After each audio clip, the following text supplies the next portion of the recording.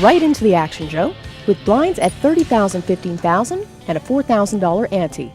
You know, it's really worth mentioning to you that these players are playing for $100,000. That's a lot of money to a professional player like me, let alone, you know, these guys who, I don't want to call them novices, but certainly don't play every single day. Absolutely. It's got to make them a little nervous. Not to mention the fact that there are cameras all around, and I don't know about you, don't play in front of cameras every day. It changes things.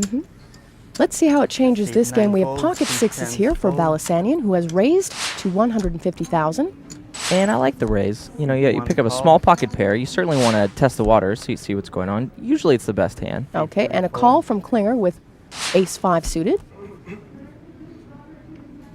Now getting folded around. And the Klinger call is pretty standard. Obviously, it's sort of a speculative hand with the ace-5. Here's our flop. Comes down 10 of spades, 5 of clubs, 8 of hearts.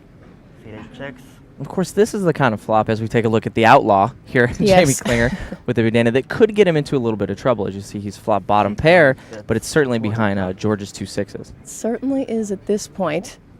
I like the color of the bandana. Oh, I'm liking the scarf here. This is interesting. It sounds like a little banter from George, just talking, you know, why do you look like Billy the Kid? Why, you know, what's going on? You're going to rob us all? What's the situation here? We'll have to find out as we progress here what's going on with that. But back to the action now. And he did get a fold out of him, though, there, so he won with the worst hand, Jamie Klinger did. Oh, we're going to just change the rules. We've got a pocket pair, low pocket pair, and Nagagone throws it away. It's interesting. Is that too tight, or? In my opinion, yes. With no limit hold'em tournaments, really, those pocket pairs, you're trying to flop a set.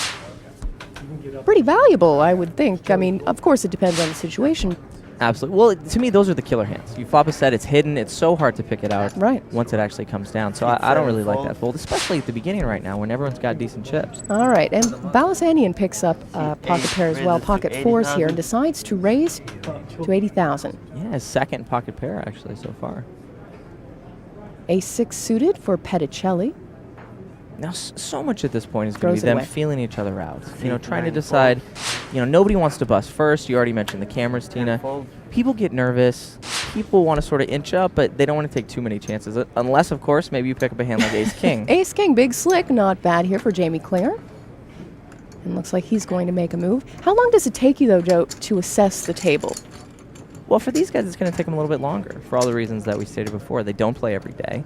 Normally, you know, I'm in the habit of really sitting down and immediately paying attention. So you like to size it up in the first hour and then have an idea and move forward. Zelos gets out of this hand with Queen-8 offsuit. And we have Balasanian here. George, look at him. My goodness. Wow, this is quite aggressive. Very aggressive. We were saying with the pocket pairs, you want to flop a set. You don't want to invest too much, though, so I don't like this re-raise. I don't like it at all. And, of course, a call from Jamie Klinger. Very aggressive. The flop is... There's our flop. It comes down. 9 of clubs, king of hearts, 10 of spades. And 10 of spades. Wow. Oh, wow. This is a really large miss. Of course, a great flop for Jamie. He flops top pair, top kicker. He's got to be happy with that. George, unfortunately, since he re-raised before the flop, he made the pot so big. Now he obviously feels like I need to move in, I need to protect this. This is one of those reasons why you don't want to get too invested with these pocket pairs. Big misstep. Certainly is invested. He is all in here. This could be it for Balasanian. 2 of diamonds. And he's down to his last 2 fours for his tournament life. And our river card, it comes down an 8 of hearts. So unfortunately with that, we lose George Balasanian. And this really would be one of those unforced errors that we were talking about, just from not playing all the time, being a novice. I mean, this tournament was so big, 1,200 players, obviously whittled down to about 10 now, and you see a little bit of maybe the nerves, not knowing quite what to do, and unfortunately it looks like we're going to lose George Balasanian right there. Okay, we're down to 9 already. Back to the table. Blinds remain at 30,000, 15,000 with that $4,000 ante. And Trolle Poitras, Sebastian here picking up Ace-7 suited, raises 80,000. Pretty standard there. A decent hand. Again, sort of saying that in that same category as a small pair. You know, I don't want to get too invested, but certainly worth a raise. All right. Jamie Klinger putting on the gear with King Jack offsuit. Let's go. I like the fold. A lot of players are going to call there with the King Jack, but the truth is you can be dominated. You can really be in a tight spot. We see that he wasn't there, but it doesn't make it a bad fold. Seat 2 fold. And it's being folded around now. Seat 4 fold.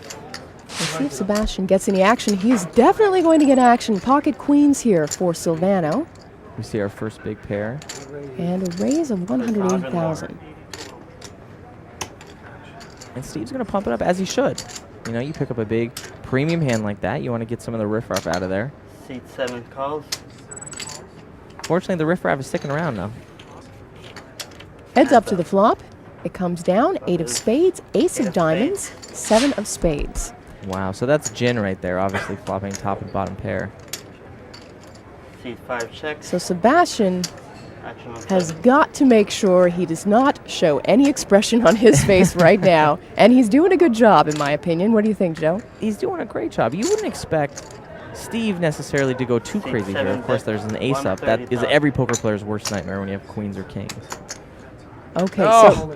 so And again, a move all in here from Silvano. a move in. It's hard to imagine he's not going to get looked up here with the ace-7. Well, now Sebastian's smiling. Absolutely. Again, just sort of overplaying the 2 queens. It's a great hand, but when you see a flop with an ace or king up there, Call. you're in trouble. Seat 7 calls. And of course, he goes ahead and calls with the 2 pair as Insta-call. you're going to in that spot. He actually thought about it a little more than I thought he would. You know, maybe just a little nervous, wants to go through the scenarios where he could be Perhaps. beat, although there aren't a whole lot of them in that particular hand. No, we're about to see the turn now. Not a lot of outs here for Silvano. Wanting to see a queen, And the turn. and we don't King of see a clubs. queen. It's a king. It's close. It's not close But enough. no cigar. In fact, you know, we're going to And the river. potentially lose Silvano here. And we do with a 9 of spades coming down on the river. The UB.net Starlight Poker Tournament is brought to you by UB.net. UB.net, raise, stack, and own. And by Rogers Sportsnet.